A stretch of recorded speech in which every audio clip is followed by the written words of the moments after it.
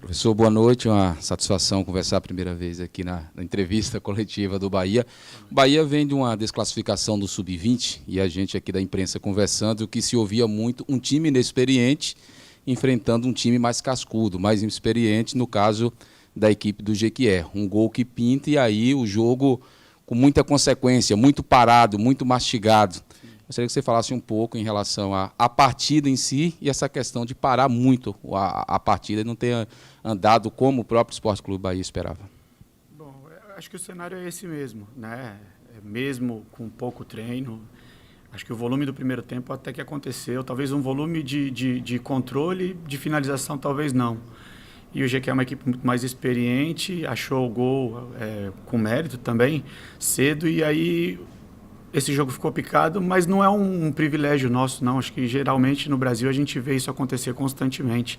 É um problema do nosso futebol, mas é corriqueiro, isso acontece. E a falta de experiência da maioria dos jogadores fez com que eles se precipitassem, começassem a errar, e aí vai ficando uma equipe desequilibrada e de repente ele perde a bola, eles têm que correr 60, 70 metros para trás, mas não tem outra maneira de ganhar experiência a não ser vivenciando isso, né? A gente poderia ter empatado o jogo ainda no primeiro tempo, teve algumas ocasiões, mas não teve a competência para tal. Depois o tempo vai passando, eles vão ficando irritados, as substituições vão acontecendo, o cansaço vem, porque era uma mescla de jogadores que estão no início de uma temporada, que tem poucas semanas de treino, que são os jogadores que estavam junto à primeira equipe, e uma série de jogadores que estavam no final da temporada, né? Porque para os juniores é o final da temporada. E muitas lesões, muito cansaço, uma competição muito dura que a gente disputou, então tudo isso acaba refletindo nesse cenário aí que a gente acabou vendo. Professor, eu sei que o senhor veio para falar da partida, mas a gente acabou de pegar aqui nas redes sociais do Diego Rosa, veio informar que hoje foi meu último jogo como jogador. Aconteceu algo com o Diego Rosa no vestiário, durante esse período que ele participou dos treinamentos, mesmo sem ir para Manchester?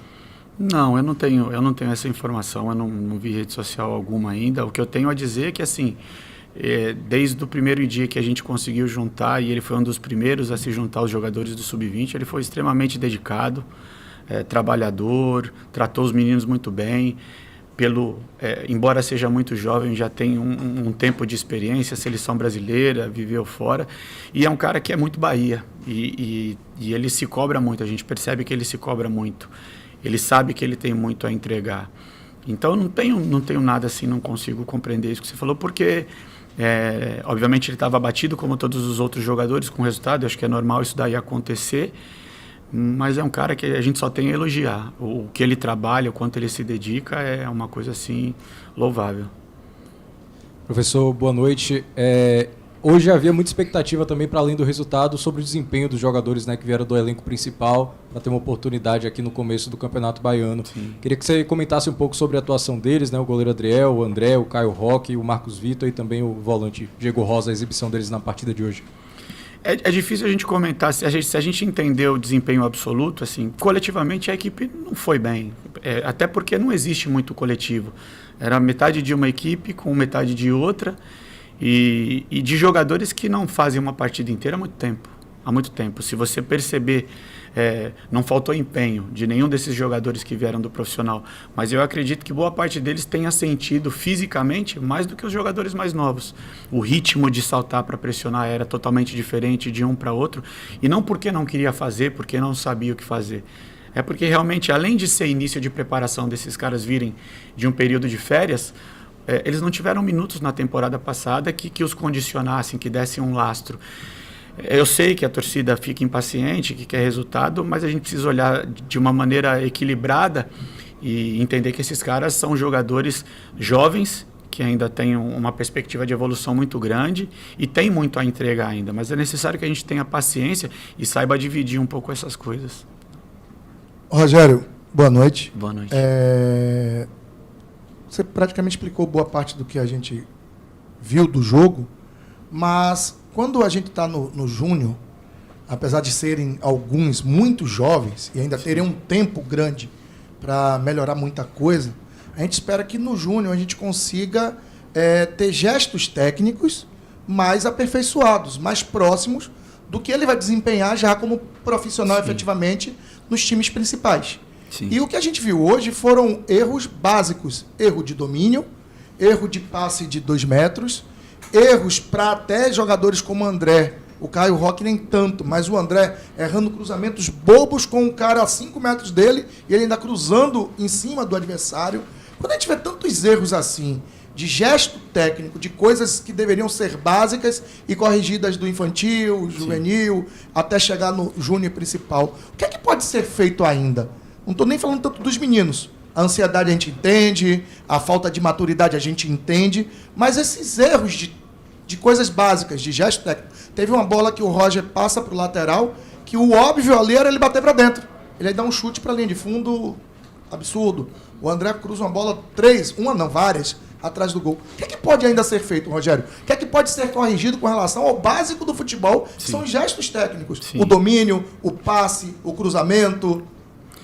Essa pergunta, se a gente for discutir, ela é complexa, é para assunto para muito tempo. Eu não vou usar como desculpa, mas, obviamente, o emocional influencia um pouco na tensão do corpo, na maneira com que o jogador se posiciona. Mas eu concordo que são erros recorrentes, não somente no futebol brasileiro profissional como um todo, mas na categoria de base também.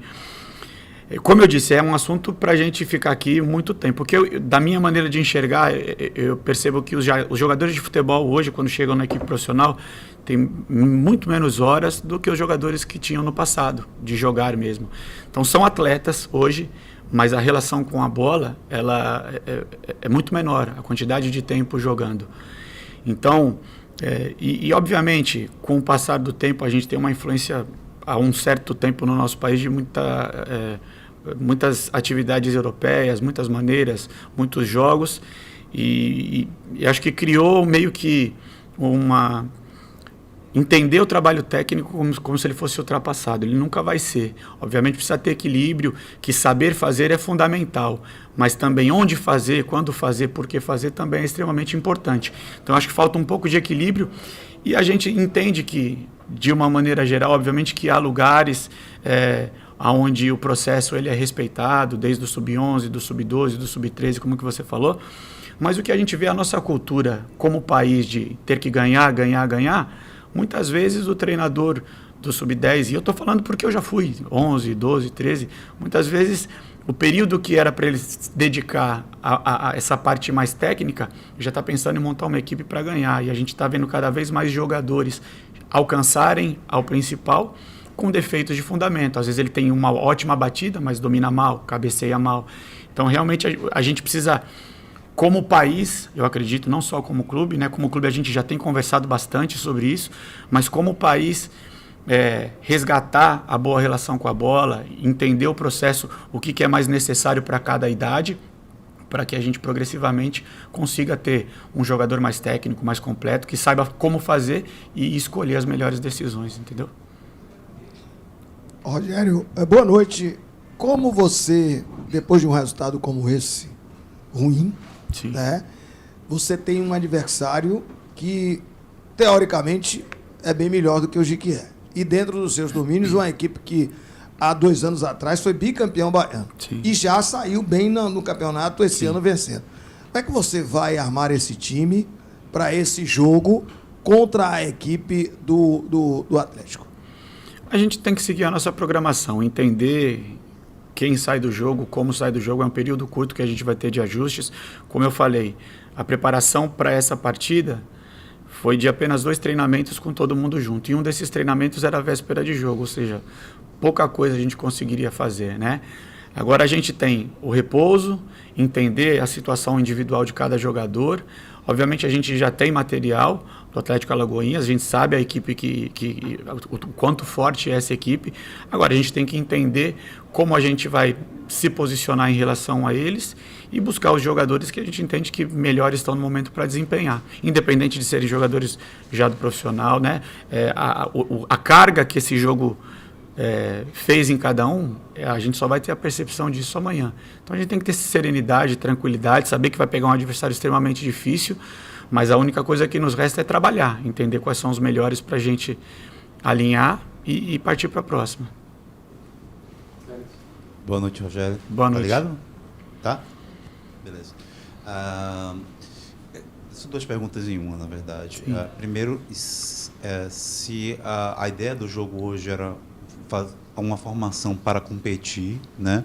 Ou se de alguma maneira isso foi conversado, né? Se tentar emular já de alguma maneira como a equipe vai jogar o restante da temporada, como é esse pensamento né, de se jogar de Rogério Ceni, do Grupo City, etc.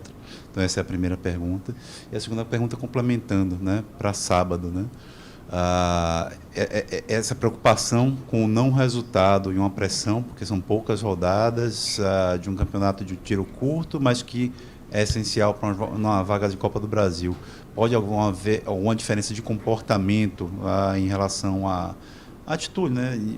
Ao invés de jogar propondo, jogar reativamente, jogar mais competitivamente, no sentido de ter uma estratégia de contra-ataque, uma coisa desse tipo. Qual é a sua ideia em relação a essas duas coisas? Pudesse explicar, por favor. Sim. Em relação à primeira, a gente precisa entender que o cenário é assim, uma predominância de jogadores da equipe sub-20, com o reforço individual de alguns jogadores que já fazem parte da equipe principal. Ou seja, a gente conversou, o Rogério Ceni me passou, me ligou, a gente bateu um papo, perguntou qual que era a minha ideia, ele me deixou super à vontade. Obviamente a gente conversou sobre características, ele sobre as características dos jogadores que ficavam mais com ele, que ele conhece melhor, mas me deixou muito livre para que eu entendesse qual seria a melhor equipe dentro da minha visão e colocasse eles para jogar. A gente colocou quem a gente entendeu que tinha de melhor nesse momento para buscar os 3 pontos. Não é uma coisa que não se preocupar muito com o resultado, não. A gente buscou, entendeu durante essa observação que a gente teve de Copa São Paulo e de chegar até a Copa São Paulo, entender esses jogadores que aportariam assim a qualidade da equipe e buscou montar a equipe da melhor maneira. Obviamente outras conversas vão ter, ele assistiu ao jogo, ele vai entrar em contato, a gente vai conversar. A gente entende que o resultado é extremamente importante para que quando a equipe principal retornar, a situação do campeonato seja tranquila para que eles consigam competir e buscar essa vaga, né? Mas a gente está buscando, é um cobertor curto, né? Foi uma temporada muito difícil para a equipe principal.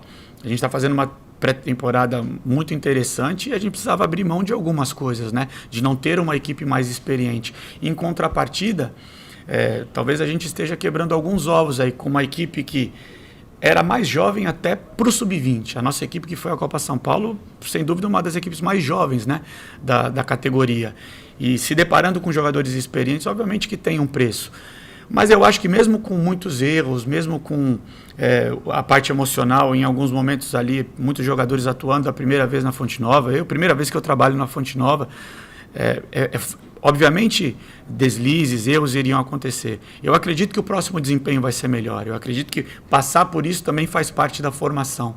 E alguém tem que quebrar esses ovos. A gente está fazendo isso para que lá na frente a gente consiga colher. A gente já está colhendo algumas coisas, né? Jogadores, o Sidney que já está junto à equipe principal, né? E eu acho que esse é o nosso papel, né?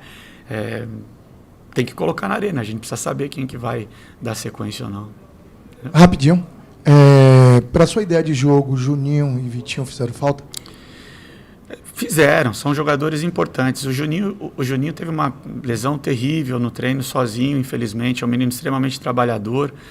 E o Vitinho ele já foi para a Copa São Paulo lesionado assim. A gente levou sabendo que ele não estava 100%, mas pela expectativa que a gente tem, pela qualidade técnica que ele tem, a gente entendeu que valeria a pena. Até porque nas semanas que antecederam a ida da Copa São Paulo, a gente acabou perdendo 4 a 5 jogadores com lesões terríveis, assim, né?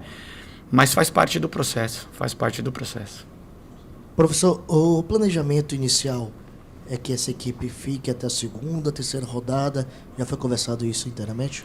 Não, a gente sabia que faria os 2 jogos. Aí eu acredito que, obviamente, que os resultados desses 2 jogos talvez possa ter alguma influência, mas eu acho que o predominante é a equipe voltando, entendendo que nível de preparação que eles se encontram, o planejamento da equipe principal é muito bem feito, é muito bem detalhado, para que a equipe tenha um bom desempenho durante a temporada. Então não adianta a gente se desesperar, nós temos nossas responsabilidades, a gente não foge das nossas responsabilidades, independente de ser sub-20 ou não. Eu acho que a gente espera um desempenho condizente à camisa do Bahia, né? Tem inúmeras equipes de Série A de brasileiro que jogaram com atletas mais jovens até, né? Durante a temporada. Então a gente só precisa entender que pé que a gente está. Foi um ano de mudanças para as categorias de base também, muito jogador que já queimou etapas durante o ano mesmo, que era jogador de sub-15, jogando sub-20, faz parte do processo. A gente está tentando fazer com que os jogadores tenham nível para jogar no Bahia, que a gente vê num futuro muito próximo, né? Para isso a gente tem que oportunizar. Tá bom? Obrigado, pessoal. Obrigado, boa noite. Valeu. Vai dar uma palavra.